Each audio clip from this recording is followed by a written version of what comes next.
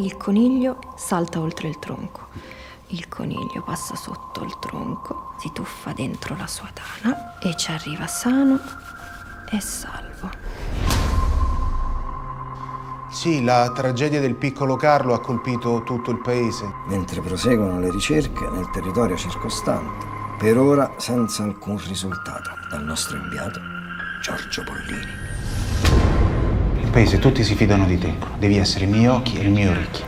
Francesco è come un bambino e non farebbe male ad una mosca, no? L'ho fatto io quello. Quelli grandi invece sono la mia mamma e il mio papà. È tutta una messa in scena, il riscatto, il rapimento. Non c'è niente di vero, è solo una questione di soldi. Stiamo affondando. Nessuno ha sentito gridare, nessuno ha visto nulla. È andato tutto esattamente come doveva andare. Forse anche troppo. Qualunque cosa la devo sapere prima io. È chiaro?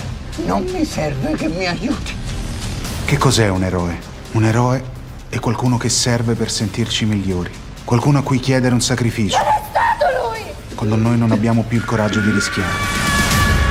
Io sono l'eroe.